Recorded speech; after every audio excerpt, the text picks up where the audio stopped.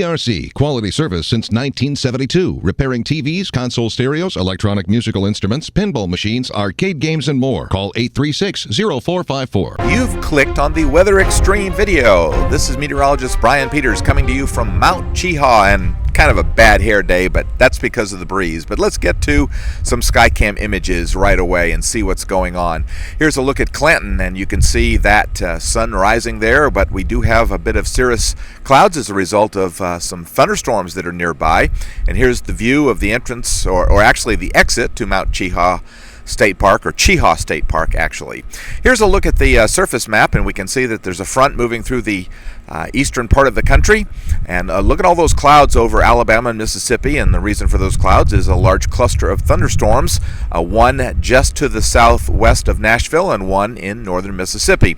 And here's a look at the infrared picture as well as the 500 millibar flow. You can see that the ridge is still holding firm, so things are kind of pushed off just a little bit.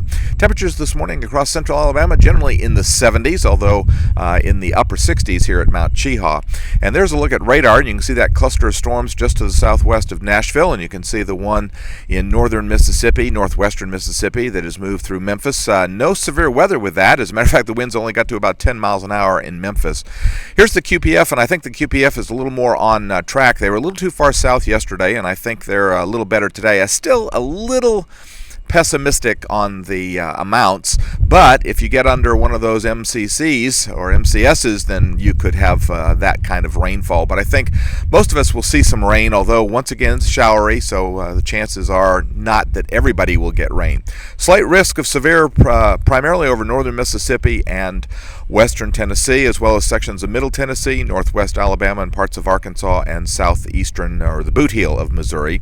That slight risk shifts to the southeast a bit and encompasses the northern two-thirds of Alabama and the northern third of Mississippi and a good part of west Tennessee on day 2, which is Monday. Tropics still quiet, and that's certainly good news. All right, let's get to the 06Z GFS model run. And this is a 500 millibar pattern for today, this afternoon at 1 o'clock, and you can see the 594 heat bubble in place, but that allows us to be in a regime for some showers, and with the possibility of more MCCs or MCSs coming across the flow. By Monday, we're beginning to show that trough developing over the eastern part of the country as the 594 shifts a little further west. GFS was forecasting this yesterday, but it looks like it's going to be delayed a little bit, and we got a little shortwave trough moving through, so I think that's going to push the front down into our area. And once again, we'll have to watch for the possibility of those large thunderstorm clusters. Now, that little disturbance moves into the northeastern Gulf of Mexico in the vicinity of between Pensacola and Apalachicola, and that kind of flattens out that troughiness that was developing, and this certainly brings the possibility of some heavy rainfall to the Gulf Coast area for Tuesday. Now, the ridge builds back in pretty strong on Wednesday, but we'll still have the possibility of scattered showers, and it weakens a little on Thursday. Now that trough is really showing up, and that certainly keeps us in a juicy air mass with the possibility of showers. Now, here comes the good news. Friday, the trough is beginning to develop into the Mississippi River Valley, especially the lower Mississippi River Valley, and that could spell both good rain chances as well as temperatures a little cooler. Not much, at least highs in the upper 80s or so, maybe some spots only in the upper or mid 80s as a result of this flow. That flow continues into Saturday and also into Sunday, where you can see the trough is sharpened up, but that's beginning to get to the point where the rain will be getting by us by late in the day on Sunday, if the timing on this is correct, but certainly still optimistic about that. And here's the longer range, the voodoo country.